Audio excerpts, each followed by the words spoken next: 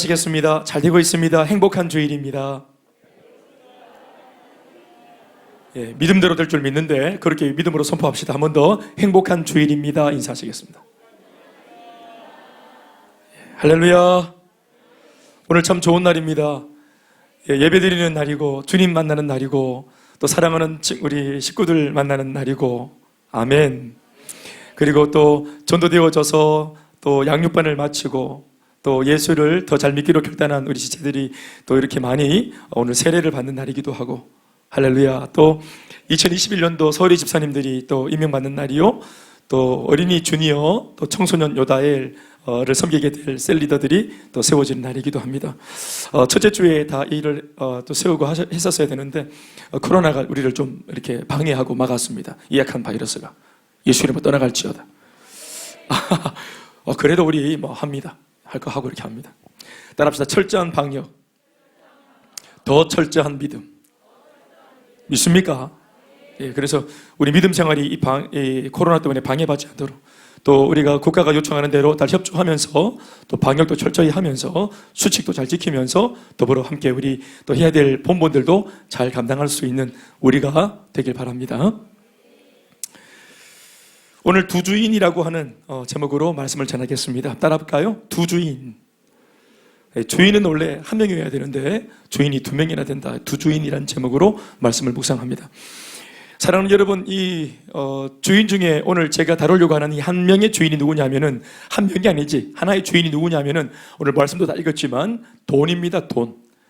오늘 본문의 말씀에는 돈이라고 말하지 않고 재물 이렇게 말했지만 영어 성경에 보면은 money 이렇게 되어 있습니다. 그러니까 물질, 또 뭐 재물, 그리고 돈, 뭐 이런 단어들을 제가 이렇게 혼용해서 거듭거듭 쓰겠습니다만은 같은 맥락입니다.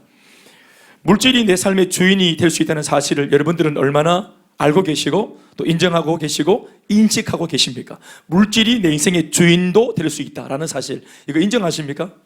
목사님, 제가 주인인데요, 내 주머니에 있는 10,000원짜리 50,000원짜리 이거 내가 주인인데요, 내가 이거 쥐락펴락 할 수 있고 이거 쓸 수도 있고 지킬 수도 있고 이거 내가 주인인데요, 집행권자가 전데요, 할 수 있겠지만 그러나 쉽지 않을 겁니다. 그게 세상을 살아가는 우리들에게 없어서는 안 될 것이기도 하지만 그 속성상 자칫 조금이라도 선을 넘게 되면 우리의 삶을 호되게 망쳐놓을 수도 있는 것, 그것이 바로 재물, 즉 돈, 머니입니다.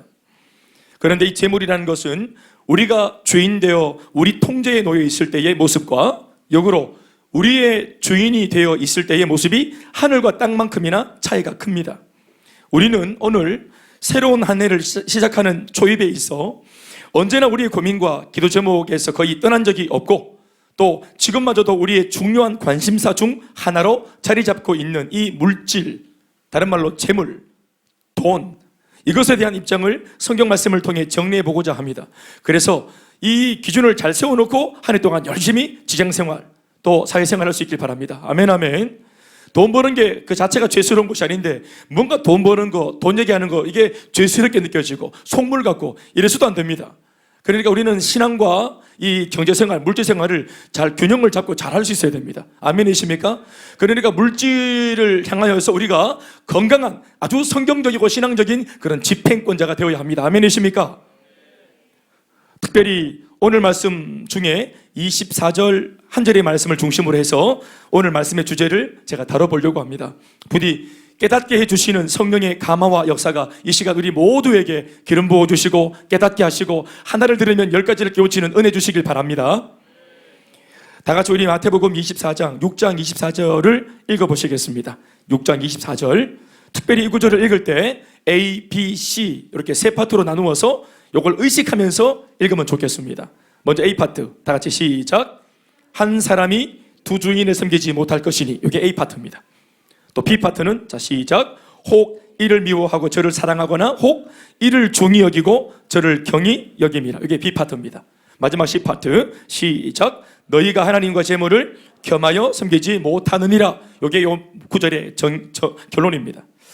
오늘 본문을 통해 예수님께서는 단호하게 말씀하시기를 한 사람이 두 주인을 섬기지 못한다 라고 가르치고 계십니다. A 파트에서 아주 직설적으로 주님이 이것을 말씀하고 계십니다. 한 사람이 두 주인을 섬길 수 없다, 이렇게 말씀하셨습니다. 여기서 언급하신 한 사람이란 예수님을 믿는 성도도 될 수 있고, 잘 들으세요, 여기서 말하고 있는 한 사람은 예수님을 믿지 않는 불신자가 될 수도 있다는 사실, 이것을 좀 놓고 우리가 열린 해석의 태도로 이 말씀을 접근해 보면 좋겠습니다. 중요한 것은 오늘 말씀에 따르자면 한 사람이 누가 됐든지 간에 그 한 사람은 절대로 두 주인을 섬길 수는 없다는 것을 주목하십시오. 본문 자체를 보면 알겠지만 한 사람이 누구인지에 대해서는 자세한 언급이 없는 것에 반해 두 주인이 누군지에 대해서는 똑똑히 적고 있습니다. 그 두 주인이 누굽니까? 각각 하나님과 또 재물입니다. 좋은 문장입니까? 두 주인이 누구라고요? 한 주인은 하나님, 또 한 주인은 재물, 마니, 돈입니다. 그런데 예수님께서는 그 한 사람을 설명함에 있어 그 한 사람이 두 부류의 각기 다른 존재임을 말씀하시는데, 바로 하나님을 주인으로 섬기는 한 사람과 재물을 주인으로 섬기는 한 사람. 그래서 이 한 사람이 아니라 이렇게 각기 다른 두 부류의 사람이라는 것을 우리가 열린 해석으로 접근해 보자는 것입니다. 그러나 분명한 것은 결단코 그 한 사람이 하나님과 재물을 겸해서는 섬기지 못한다 하는 이 중요한 명제를 머리에다 담아놓고 말씀을 봅시다. 24절 B파트를 읽어보시면 이런 표현이 있습니다. 24절 중반부 다 같이 소리내어 시작. 혹 이를 미워하고 저를 사랑하거나 혹 이를 중히 여기고 저를 경히 여깁니다. 이 문장에서 보면은 이 그리고 저 이런 게 있습니다. 그러니까 여기서 말하는 이라는 표현과 저라는 표현 안에 각각 하나님 그리고 재물을 대입해서 딱 넣어보면은, 그래서 문장을 만들어 보면은 이 문장이 두 개로 나오는데, 먼저 앞에 있는 문장은 이렇게 됩니다. 혹 하나님을 미워하고 재물을 사랑하거나, 이에다가 하나님, 저에다가 재물, 그러니까 이를 미워하고 하나님을 미워하고 저를 사랑하거나, 그러니까 재물을 사랑하거나. 여러분, 이 사람 누굽니까? 하나님을 미워하고 재물을 사랑하는 이 사람, 이 문장이 가리키고 있는 요 하나님과 요 재물을 딱 대입해 보니까 요 구절에 해당하는 사람이 등장했어요. 요 사람 누굽니까? 바로 제가 위에서 말씀드렸던 재물을 주인으로 섬기는 바로 그 한 사람, 바로 예수를 믿지 않는 세상 사람을 말하는 것입니다. 물론 세상 사람들이 다 그렇다고 볼 수는 없지만 오늘 우리가 일단 말씀을 좀 풀어가는 입장에서 우리가 좀 그렇게 접근해 봅시다. 이 불신자를 말하는 겁니다. 그런가 하면 또 이어지는 또 다른 문장을 또 읽어보시겠습니다. 혹 하나님을 중히 여기고 재물을 경히 여깁니다. 대입해 보니까 이렇게 되죠. 또 하나님을 중히 여기고 재물을 경히 여깁니다. 이 문장이 가리키고 있고 이 문장에 해당되는 그 한 사람은 누구인 것 같습니까, 여러분? 바로 예수 믿는 성도입니다. 위에서 언급했던 바로 그 하나님을 주인으로 섬기는 한 사람. 예수님께서는 이 말씀을 통해서 한 사람이라고 불려지는 이 두 존재, 즉 불신자와 성도가 각각 어떤 속성을 가지고 있는 사람들인지에 대해서 오늘 우리들에게 가르침을 주고 있습니다. 주님께서 하시는 말씀이 뭡니까? 먼저 불신자는 하나님과 재물을 절대로 겸하여 섬기지 못하는 존재다. 속성상 절대로 이게 안 됩니다. 대단한 말씀 같지만 생각해보면 이 주장은 너무나 당연한 말씀입니다. 이 말씀을 이해하시겠습니까, 여러분? 이것은 너무 당연한 거예요. 불신자의 속성상 절대로 안 되고 못하는 일, 그게 뭡니까? 재물을 섬기는 것은 모르겠지만 재물과 겸해서 하나님을 섬긴다, 이거 안 되는 거예요. 이거 믿습니까? 혹시 여러분 가운데에서 이제껏 사시면서 교회와 예수를 싫어하는 불신자인데 재물에 대한 욕망에 버금가도록 믿지도 않는 하나님을 그 재물과 같은 급으로 섬기고 있는 그런 불신자를 목격한 일이 있으십니까? 전화 주십시오. 불신자인데 11조 하는 불신자, 불신자인데 선교 헌금 보내려고 하는 불신자, 건축 헌금을 해야 된다면서 자신을 희생시키는 그런 불신자 본 적 있으면 전화 주세요. 없을 겁니다. 그들은 재물을 추구하고 섬길지언정 절대로 재물과 함께 하나님을 겸하여 섬기지 않습니다. 아니, 아예 그렇게 하는 것이 불가능하고 있을 수도 없는 일입니다. 그런데 문제는 이 불신자가 아니고 또 다른 부류의 한 사람, 예수를 믿는 신앙 가진 성도입니다. 불신자들이 가진 속성과 매한가지로 성도 역시도 불신자들과 똑같은 속성을 가지고 있는데, 그것은 바로 하나님과 재물을 따라서요, 하나님과 재물을 겸하여 섬기지 못한다. 아까 불신자처럼 그렇죠? 이것은 불신자만의 속성이 아니라 우리도 마찬가지. 우리도 하나님과 재물을 겸해서 같이 주인으로 못 섬겨요. 속성상. 이것이 우리도 그렇다라고 해야 되는데, 안타까운 것은, 또 희한한 것은, 우리 예수 믿는 성도는 불신자들도 추구하지 않는 삶, 곧 하나님과 재물을 겸하여 섬기는 이 이상하고도 불편한 삶을 우리는 이상하게도 추구하며 살 수 있다는 사실입니다. 이게 불편한 진실입니다. 성도가 가지고 있는 영적인 속성상, 또 본질상 이런 이중적인 삶이 불가능해야 되고, 또 그랬으면 참 좋겠는데 불신자들은 아예 생각하지도 않는 이 이원론적이고 이중적인 삶을 오히려 예수 믿는 성도인 우리는 버젓이 대놓고 추구하고 있는 이런 삶이 있다는 것입니다. 이것이 진짜로 불신자들 앞에서 서글픈 이야기고 불편한 진실입니다. 결국 24절의 결론에 해당하는 예수님의 말씀을 들어보십시오. C파트입니다. 다 같이 시작. 너희가 하나님과 재물을, C파트 시작. 너희가 하나님과 재물을 겸하여 섬기지 못하느니라. 우리가 이건 막 B파트 말을 들으면서 불신자인 그 사람들은 그렇게 안 하지만 나는 그렇게 한단 말입니까? 불편한데요? 방금 그런 마음 가지셨죠? 그런데 우리의 생각이 중요한 게 아니라 예수님의 평가가 중요합니다. 예수님은 C파트 이 말씀을 마무리하면서 단도직입적으로 아주 단호하게 말씀하셨습니다. 너희가, 여기서 말하는 너희는 성도를 말합니다. 너희가 하나님과 재물을 겸하여 섬기지 못하느니라. 못하는데 한다는 거예요. 그러니까 지금부터 내 말씀을 들으라는 것입니다. 예수님의 말씀이에요. 이 두 가지를 잘 절충해서 합리적으로 둘 다 잘하면서 살면 안 되냐고 말하고 있는 그런 우리의 무지한 생각 앞에 오늘 예수님은 단호하게 말씀을 던지십니다. 한 사람이 결코 두 주인을 겸하여 섬길 수 없다. 이렇게. 불신자도 안 하는 시도를 예수 믿는 성도가 절대 해서는 안 된다고 예수님은 우리를 유익하도록 하시기 위해서 가르치십니다. 그러나 그 시대만이 아니라 2000년이 지난 지금 이 현 시대를 살고 있는 오늘의 예수 믿는 성도인 우리들마저도 은근히 예수님의 이런 가르침과 말씀에 순종은커녕 동의조차도 쉽지 않겠다라는 생각이 강하게 듭니다. 그러나 이 말씀 속에 숨겨져 있는 성도들을 향한 주님의 본심은 두 주인을 겸하여 섬기지 마라. 그랬다간 혼이 날 거다. 혼날 거다. 그랬다간 징계를 받게 될 거다. 망할 거다.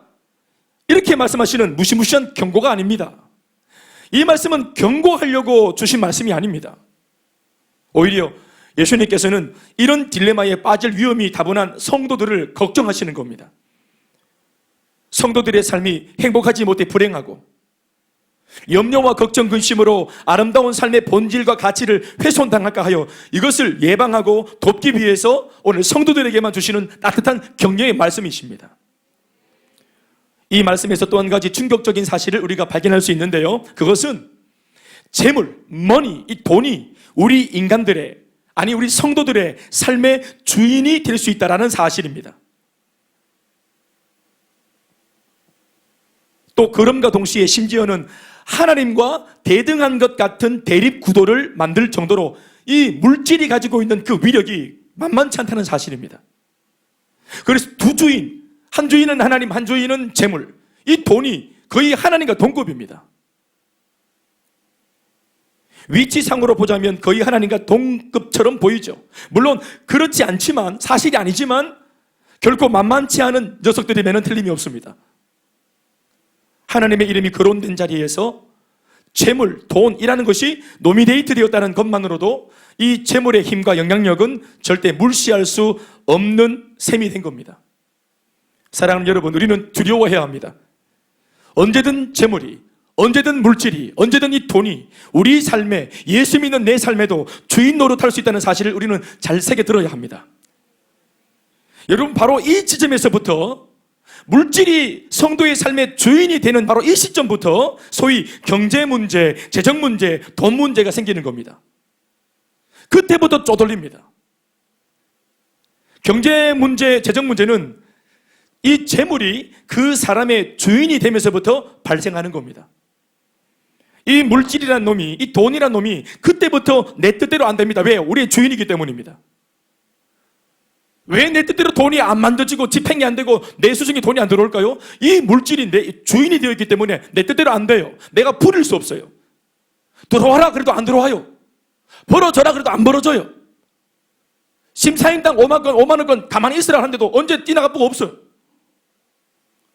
안 쓰고 싶은데 갑자기 막 아프고, 자동차 막 기스나고, 기스낸 차 외제차고, 나는 차 팔 아프고, 문자 꽂혀주고, 이런 이상한 일들이 계속 새나. 내 딴에는 잘 지켜서 서행했는데 너무 서행하는 바람에 신호등에 빨간불 걸리쁘고, 빨리 지나갔었어야 되는데 너무 느리게 가다가 걸리쁘고, 내 뜻과 다르게 계속 눈먼 돈들이 계속 새어나가는 것을 경험하게 되는 것입니다. 물질이 내 주인입니다. 경제 문제는 돈이 없어서 생기는 게 아닙니다. 물질이 내 주인이 되면서부터 경제 문제가 생기는 겁니다. 여러분 정말 중요한 거 발견하셨죠? 내가 주인인 줄 알았는데 그게 아니었잖아요. 여러분 아시죠? 어떨 때는 이 돈을 안 쓰고 싶은데도 써야 될 때, 쓸 수밖에 없을 때가 있어요, 없어요? 있잖아요. 절대로 안 쓰고 싶은데 그럴 때 막 미모가 자꾸 초라하게 느껴지고 화장품 발라야 될 것 같고, 이럴 때 견디고 싶었는데 써야 되고 지출해야 되고. 사랑하는 여러분, 생각해 보십시오. 주인이라는 말, 이 주인이란 누굽니까? 이 주인이라는 게 누구며, 주인이란 존재는 과연 어떤 존재입니까? 쉽게 표현하자면 주인이란 소유하는 존재를 말합니다. 소유를 하고 있는 존재. 앞에서 언급했듯이 재물이 성도의 주인이 됐다는 말은 곧 재물이 성도를 소유했다는 뜻이자, 말을 바꾸면 성도는 자신이 줬던 그 재물에 의해 오히려 종이 되고 노예가 되었음을 나타내는 아주 기분 나쁜 말이 되는 겁니다. 이것이 무서운 말이에요. NIV 성경을 보면 24절 하반부 말씀이 이렇게 적혀 있습니다. 예수님의 말씀이 You cannot serve both, 그리고 God and money. 너는 섬기지 못한다, 동시에 하나님과 머니를. 사랑하는 여러분, 우리말에 섬긴다라고 번역된 이 동사는 사실은 예배하다라는 뜻의 serve라고 적혀 있습니다. 재물과 관련하여 문제가 되는 부분이 뭘까요? 바로 재물을 예배하는 데서부터 발생하는 겁니다. 재물을 예배했다면, 돈을 예배했다면 그 재물은, 바로 예배를 받는 그 재물은, 돈은 우상이 되는 것입니다. 그리고 이 재물을 예배한 행위는 바로 우상 숭배가 되는 것입니다. 문제는 바로 여기서부터 비롯되는 것입니다. 여러분 아시죠? 우리 예수 믿는 사람들이 알 거 다 알아요. 기본은 알아요. 성도가, 우리가 예수 믿는 성도들이 처음부터 이런 돈과 재물과 물질을 예배하지 않습니다. 예배했겠습니까? 우리 그 정도의 상식은 있어요. 아닐 겁니다. 그러나 점진적으로 물들면 결국에는 처음 의도와는 달리 그 물질과 돈을 예배하고 숭배하는 자리에까지 자기도 모르게 신압으로 떠밀려가고 어느새 그 물질을 숭배하는 자리에 자기가 서 있는 겁니다. 물질이 있으면 기쁘고 없으면 울고, 나의 희노애락이, 나의 기쁨과 좌절의 이 모든 중심이 물질의 유무에 의해서 웃었다 울었다 낙심했다 좌절했다, 이렇게 내 삶이 거기에서 이렇게 막 움직여지는 겁니다. 내 인생 내가 결정하고 오늘 기쁘기로 해야 되는데 이 물질이 한번 충격을 딱 주면 내 마음대로 의지를 향해서 내 뜻대로 기뻐하지 못합니다. 오늘 분명히 너무너무 기뻤는데 남편이 밖에서 사고치고 들어오면 우울해집니다. 여보 보증 잘못 썼다 이렇게 들어오면 우리는 바로 문 닫아버려요.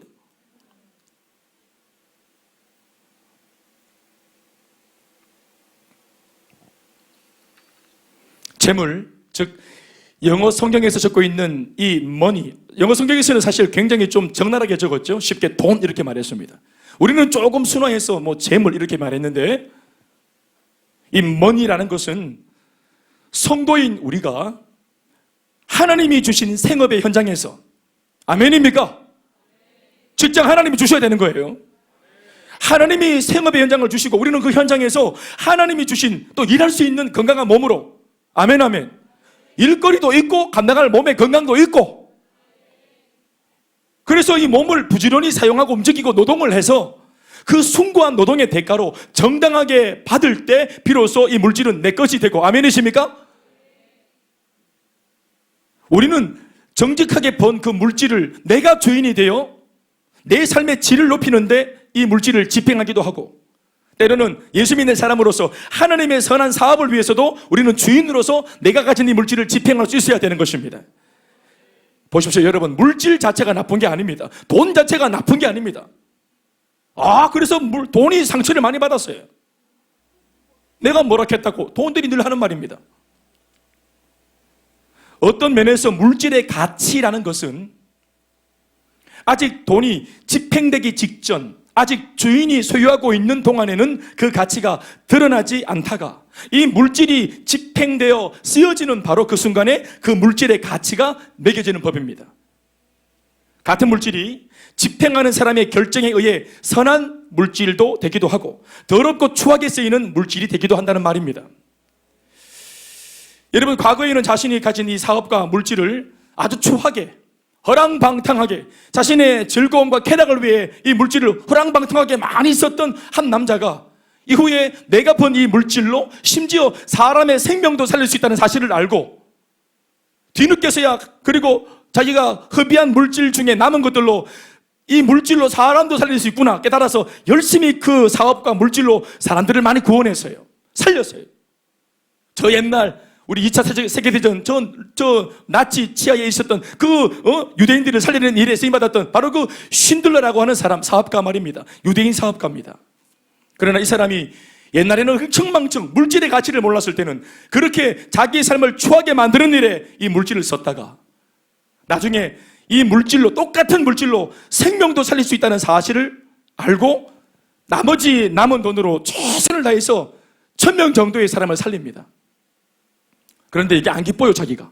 그래서 나중에는 내가 과거에 더 많은 돈을 허랑방탕하게 안 썼더라면 그 많은 돈으로 더 많은 사람을 살릴 수 있었을 텐데 하고 뒤늦게 돈의 가치를 깨닫고 그가 많이 절규하는 장면을 우리 영화에서 보잖아요. 돈이 살렸습니다, 실제로.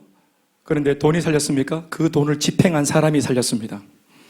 그 사람이 살렸습니까? 그 사람을 쓰시고 사용하신 하나님이 살리신 것입니다.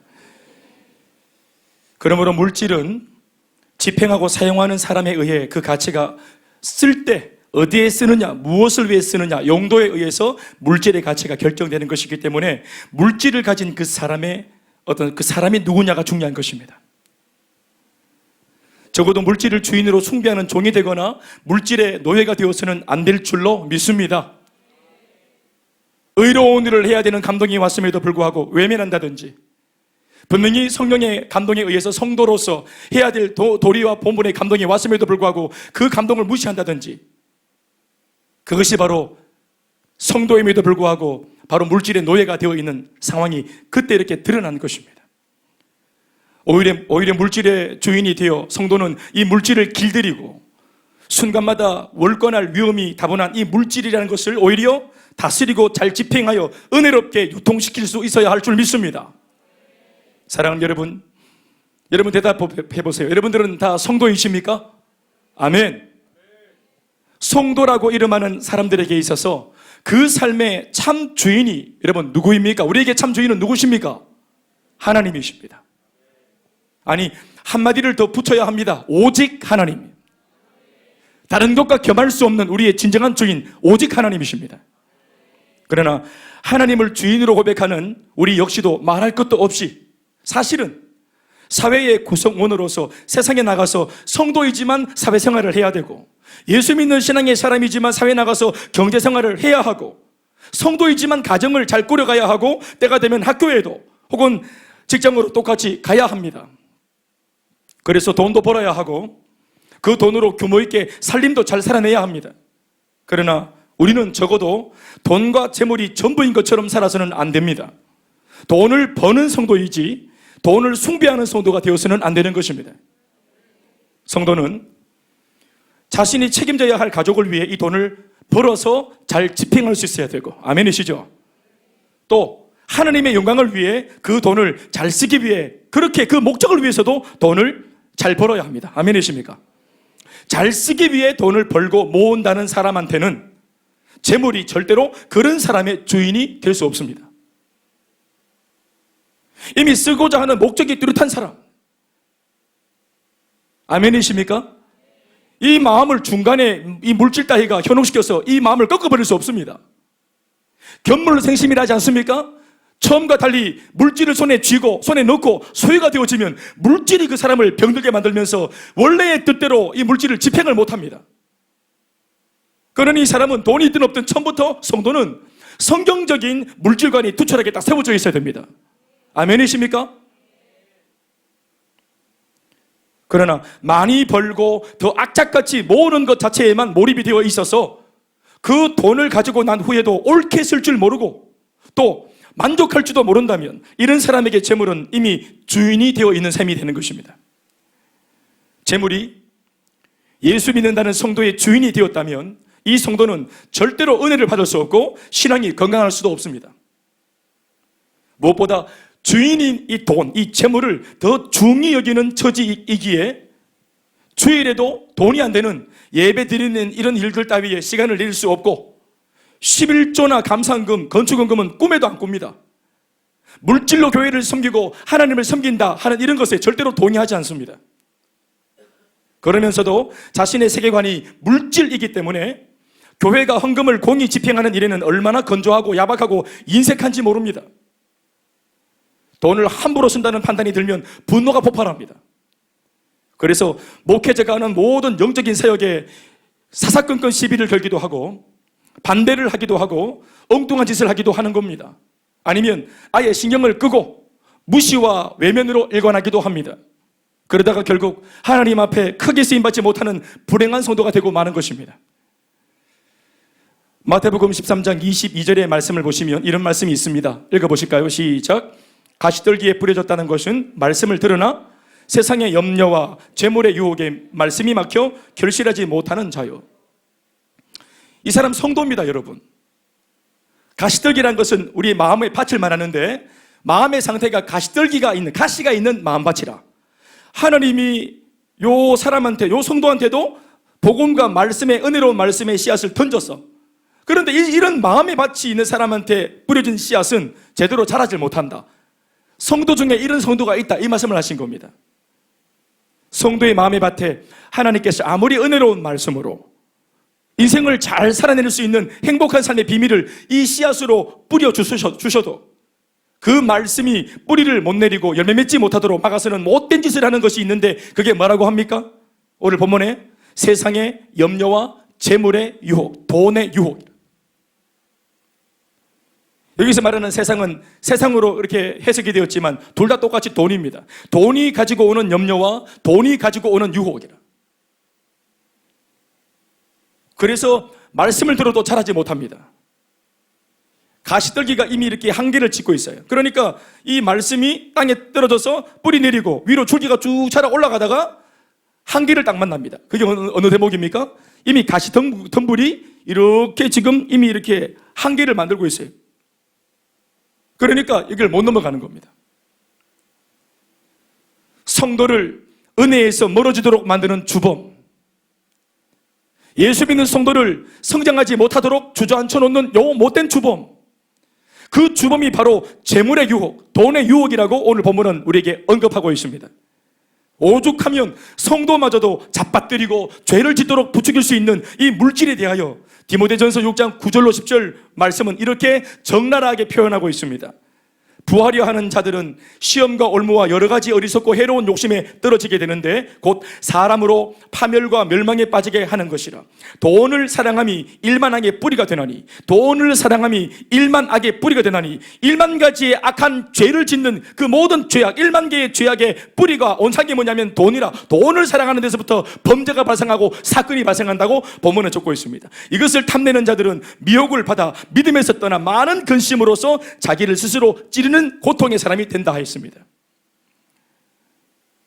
돈 자체는 악한 것이 아니지만 돈을 사랑함은 일만 악의 뿌리라고 성경은 단호하게 말합니다. 성도들에게 해롭습니다. 그래서 우리들을 고치고 돕기 위해서 이 말씀이 주어지고 있는 것입니다. 건강한 경제생활이 일어날 수 있도록. 돈을 가족보다 더 사랑하니 돈을 위해 가족도 해코지합니다. 어떤 분들은 목사님, 돈을 버는 이유가, 쇠가 빠지게 버는 이유가 우리 가족을 위해서예요. 맞죠? 어느 누구도 가족을 해하려고 돈벌이 하는 사람 없어요. 그런데 모두 다 들로 산으로 다 뛰어나가서 열심히 가족을 위해서 돈을 버는데 정작 그 가족들은 피폐해지고 관계가 상하고 정이 없고 메마르고 우리의 마음과 다른 겁니다. 이미 이 돈이 그 사람의 주인이 되어 있기 때문에 이런 꼴을 당하는 것입니다. 돈이 주인이기 때문에 종인 내 말을 듣지 않아요. 돈을 명예보다 더 사랑하니 돈을 위해 파렴치한 짓도 마다하지 않는 그런 범죄가 생깁니다. 돈을 하나님보다 더 사랑하니 돈을 위해 신앙도 뒷전이고 하나님을 등지기도 하고 예수를 부끄러워하고 예배를 포기하거나 사명을 외면하기도 하는 이런 세속적인 성도들이 교회 안에서 목격되기도 하는 것입니다.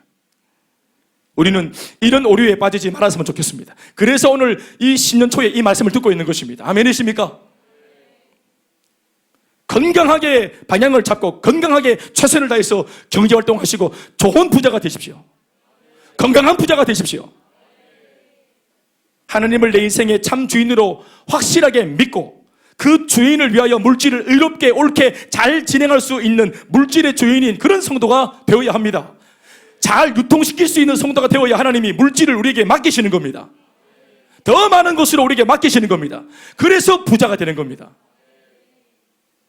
여러분도 다 아시겠지만 하나님의 선한 영적 사업을 하는 데에도 물질이 필요합니다. 전도하는 일에 필요합니다. 우리는 오직 말씀과 기도 맞습니다. 그러나 물질이 필요합니다. 선교하는 일에 물질이 필요합니다. 일꾼을 세우는 일에도 필요합니다. 꿈과 비전을 이루고 하나님 앞에 쓰임받는 일에도 틀림없이 이 물질이 필요합니다. 잠언 3장 9절의 말씀을 소리내어 읽어보시겠습니다. 시작. 내 재물과 네 소산물의 처음 익은 열매로 뭐해라? 여호와를 공경해라. 말을 바꾸면 여호와를 진짜 마음 깊이 공경하렸거든 네 재물로 공경해라. 네 소산물의 처음 익은 열매로 실제적으로 헌신하여서 여호와를 공경하는 마음의 고백을 바깥으로 드러내라. 주님 내 마음 다 아시죠가 아니라 공경하는 이 표현을 해라. 재물과 소산물의 첫 열매로 하나님을 공경하라고 성경은 말합니다. 지난 주일에 살펴보았던 솔로몬 성전을 하나님 앞에 바쳤던 그 성전 봉헌식에도 분명히 백성들의 차고 넘치는 물질의 헌신이 있었습니다. 성도가 물질의 주인이 되어 하나님 나라 위에 잘 집행하고 사는 것이야말로 가장 영적이고 성경적인 물질관이라는 사실에 대해서 어느 목사님이 쓰신 칼럼 한 대목을 제가 읽어드리겠습니다. 출애굽 당시 백성들은 애굽 사람들로부터 금은 보석을 받아 나왔지만 광야 생활에서는 그리 유용한 재산이 아니었다. 오히려 백성들은 그것으로 우상을 만드는 엉뚱한 짓을 했다. 그 일로 하나님의 심판을 받는 고통을 겪기도 했다. 그러나 나중에는 백성들의 금은 보화가 성막을 짓는 일에 쓰이게 되었다. 금은 하나님의 궤를 만드는 일에 쓰였고 보석은 제사장의 가슴에서 12보석으로 빛났으며 놋은 재물을 올려놓는 제단이 되었다. 우리의 소유는 자기의 정욕을 위해 버려지기도 하고 하나님 나라를 위해 쓰일 때도 있다. 그뿐 아니라 십자가의 고난을 앞둔 예수님의 발에 마리아가 와서 향유를 부었을 때 어떤 제자는 비싼 향유를 허비한다고 책망했지만 이 향유는 예수님의 장례를 준비하는 향기로운 제사가 되었고 예수님께 큰 위로가 되었다. 예수님은 복음이 증거되는 곳마다 이 여인이 행한 일도 증거되리라고 하셨다. 그 일이 뭡니까? 물질을 주님 위해 잘 집행한 여인의 일입니다. 아멘이십니까? 말씀 맺겠습니다. 어떤 사람은 물질의 주인이기도 하고 어떤 사람은 물질의 노예이기도 합니다. 물질의 주인이 된 사람은 오히려 자신의 진정한 주인인 하나님을 위해서 내 시간도 몸도 인생도 청춘도 젊음도 심지어 물질도 건강하게 지혜롭게 잘 집행할 수 있는 멋있는 물질 집행자가 될 수 있습니다. 여러분, 돈은 우리가 추구하는 것이 아닙니다. 성경적인 논리는 그렇습니다. 돈이 우리를 따라오는 것입니다. 이건 세상 사람들도 한 번씩 우스갯소리로 하는 말이지만 이게 성경적인 데서 나온 말이에요. 우리는 먼저 그의 나라와 의를 추구하는 거고 힘쓰고 애쓰는 것은 하나님 나라를 위해서 우리가 마음을 다하고 열정을 다하는 것에 우리가 애를 쓰고 정작 따라오는 것은 뭐냐? 그리하면 이 모든 것을 너희에게 더해 주시겠다 하신 약속을 따라 우리가 잘 되는 것입니다. 축복은 추구하는 것이 아니라 축복은 하나님의 허락 가운데 우리한테 따라 붙는 것입니다. 여러분 다 아시겠지만 경제생활이 사업이 우리가 지금 애쓰고 힘쓰는 모든 그런 경제활동이 내 능으로, 내 힘으로, 내 계획대로 됩니까? 저희 교회 10년의 역사도 마찬가지입니다. 소위 우리가 시쳇말로 맨 땅에 헤딩하고 정말 달려왔는데, 하나님께서 계속 그 비어져 있는 그릇에, 하나님이 때마다 이 빈 그릇에 늘 필요들을 채워주셨습니다. 이만한 주머니에 쌈짓돈을 싸들고 한 것이 아니라 빈 그릇 준비하고 기도했는데, 이 빈 그릇에 날마다 채우시면 쓰고 또 채우시면 쓰고, 말을 바꾸고 쓰려고 하면 채우시고 쓰려고 하면 채우셔서 여기까지 왔습니다. 그런데 쓰려고 하면이라고 말하는 그 내용 속에 오늘 제가 하고 싶었던 말이 장윤현 리더의 간증을 통해 다 나왔습니다. 사람을 세우고 복음을 전하고 일꾼을 세우고 주님이 몸된 교회를 든든히 세워가는 이 모든 10년 동안의 과정 속에 물질이 있었고, 신들러처럼 이 물질을 주인되어 의롭게 집행하는 성도들이 있었고, 그리고 그 성도들의 마음을 움직이시는 하나님이 계셨습니다. 우리 이제 새해 초년에 우리 다 바람이 많잖아요.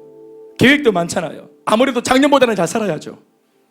아무래도 어제보다는 내일이 소망했어야 또 도전을 할 수 있는 거니까. 그러니까 모두가 다 더 잘 될 것에 대해서 전망을 하지 않습니까?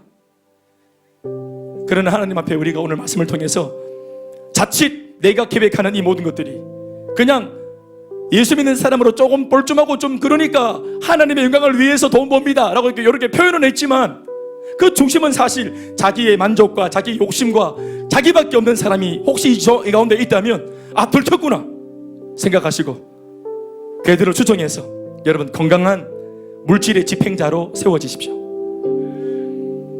이렇게 말하자면 제가 늘 기도하는 것은 우리 성도들 다 잘 살게 해달라고 기도합니다. 믿지 않는군요. 잘 살게 해달라고 기도합니다. 누가 망하게 망하게 해달라고 기도 누가 하겠어요? 목사님이. 청년들은 반드시 또 좋은 직장에 취업하게 해달라고 기도하고, 또 좋은 사람 만나서 이렇게 결혼하게 해달라고, 막 예쁘고 명 잡은 사람 아니고요. 그런데 이런 기도들이 먹히려면 앞서 있는 여러분들이 이런 건강한 물질관을 가지고 있는 게 좋은 것 같습니다. 사랑하는 여러분, 금년 안에 우리 뒤에서 순풍을 불어주시려고 딱 준비하고 계시는 주님 앞에 우리가 진짜 양심적이고 신앙적이고 깨끗한 이 물질관이라고 하는 돛을 크게 올려서, 우리 하나님께서 잘한다 내 아들, 신난다 내 딸, 그래 너라면 내가 믿고 맡기마 하는 이런 것에 인정을 받는, 그래서 수풍을 단 듯 돛을 높이 펼쳐들고 주님의 은혜를 통해서 저 망망대해로 돌파해서 승리하는 그런 여러분들의 모든 삶이, 가정이, 또 사업과 직장과 학업이 되시길 주의 이름으로 축원합니다. 모든 영광 하나님께 박수하시겠습니다.